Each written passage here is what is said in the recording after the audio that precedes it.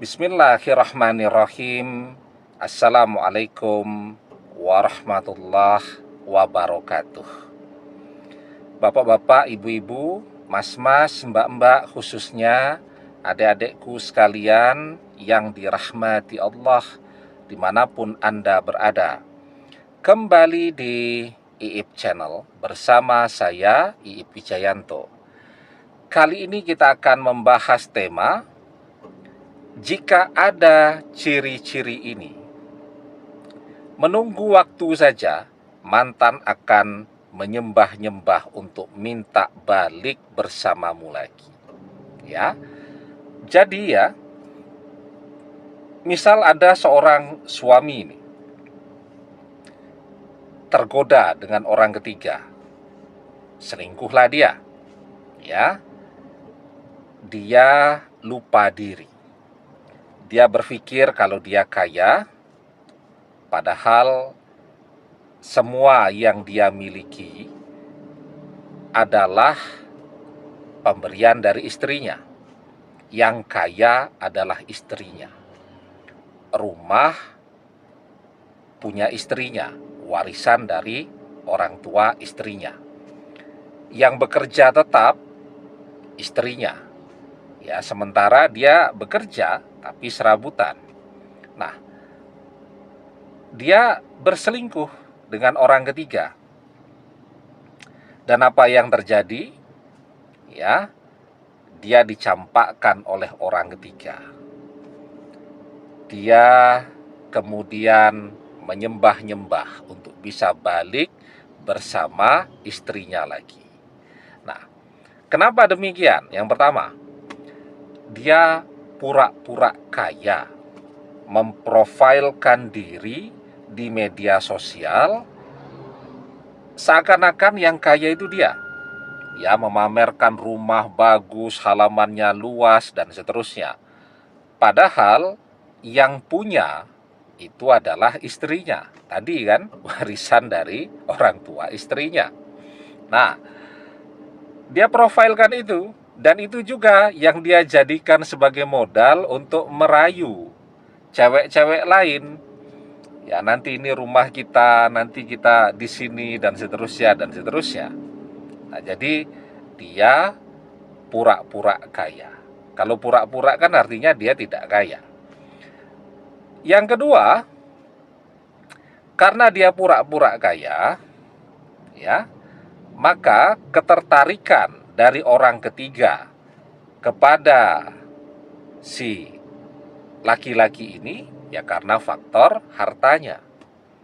Ya, kalau nyari orang ganteng saja banyak kan, tapi kalau nyari orang yang mapan meskipun penampilannya pas-pasan tapi mapan ya, itu lebih disukai daripada kaya tapi tidak punya apa-apa. Nah, jadi ketertarikannya sendiri karena faktor tadi yang ditampilkan di media sosial, mencitrakan dirinya sebagai orang kaya.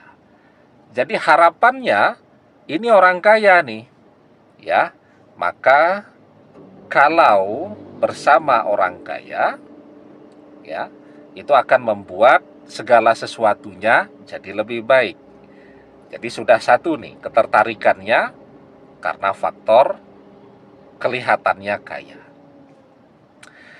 Sementara yang ketiga nih, si suami ini sendiri berpikir, oh anak orang kaya nih, orang ketiga nih. Ya, orang ketiga ini adalah anak dari misal pengusaha, ya. Lumayan nih, dari istri yang kaya, kemudian misal sekarang kalau beruntung bisa tambah istri, punya 2 istri, yang satu anak orang kaya. Kalau pahit-pahitnya harus berpisah dengan istrinya, toh tetap dapat anak orang kaya, tetap kaya kan gitu. Nah, jadi yang satu berpikir bahwa orang ketiga ini adalah anak orang kaya, dia mau numpang seperti halnya dia numpang kepada istrinya. Orang ketiga yang mungkin memang anak orang kaya. Kan kalau orang kaya seleranya kan juga sesama orang kaya. Nggak taunya realitanya setelah dia jalani, ternyata si laki-laki ini tidak punya apa-apa. Kan pelan-pelan akan tahu tuh, oh, ternyata yang punya rumah adalah istrinya. Dia berpikir bahwa rumah itu adalah hasil jerih payah kerja keras si laki-laki ini. Bahkan mobil pun ya yang dipamerkan dipakai ke sana kemari, ternyata juga yang beli adalah istrinya. Nah, jadi yang satu mendekati karena pengen dapat istri anak orang kaya biar bisa numpang hidup. Yang si wanita berpikir akan mendapatkan suami orang kaya karena basicnya sudah anak orang kaya agar jadi tambah kaya. Nah, tetapi begitu orang ketiga tahu bahwa si laki-laki ini tidak punya apa-apa, ya kecewalah dia. Nggak mau dia. Dia campakkanlah nih si laki-laki. Padahal untuk mendekati anak orang kaya tadi kan harus pura-pura kaya tuh. Wong sudah terlanjur mencitrakan diri di media sosial sebagai orang kaya dan orang sukses kok. Maka untuk mendekati si wanita ini, maka harus nraktir terus kan, ngajak belanja barang-barang branded ke mall atau ke butik, ya beli baju-baju karya desainer terkenal ya. Ya mungkin nginap di hotel-hotel bintang 5, ya piknik yang mahal-mahal dan seterusnya. Ya kan biasa kan orang berpikir kalau kita mau dapat ikan yang besar, maka umpannya juga harus besar kan. Nah, nanti kalau sudah dapat ikan yang besar kan enak gitu. Nggak taunya apa yang terjadi, umpannya dimakan, tetapi kemudian kailnya atau pancingnya dilepaskan oleh ikannya tadi. Artinya apa? Si laki-laki ini sudahlah duit habis untuk modal biar terlihat seperti orang kaya, tapi realitanya begitu orang ketiga tahu bahwa si laki-laki ini tidak punya apa-apa, dia tidak mau. Ya karena dia basicnya anak orang kaya, seleranya ya sesama orang kaya. Begitu dia tahu laki-laki ini tidak punya apa-apa, seganteng apapun dia tidak mau. Nah, maka sudahlah duit habis, dicampakkan pula oleh orang ketiga. Ya, ketika si laki-laki ini sudah tidak punya apa-apa, ya mungkin sudah diusir juga tuh dari rumah. Rumah juga sudah tidak punya, ya. Kendaraan juga mungkin sudah diambil lagi sama istrinya. Tabungan yang segitu-gitunya sudah habis dipakai foya-foya ya untuk meyakinkan orang ketiga agar mau menerima dia ya. Dan dicampakkan pula sendirian, nganggur, tidak punya apa-apa, maka di situ dia akan menyembah-nyembah untuk bisa balik bersama istrinya lagi. Kenapa? Ya yang penting punya tempat tinggal dulu lah.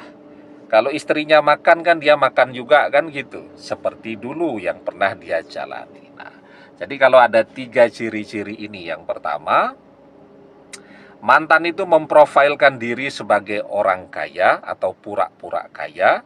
Yang kedua, orang ketiga ketertarikannya juga tentu karena faktor harta, karena mantan memprofilkan diri sebagai orang kaya. Dan yang ketiga, orang ketiga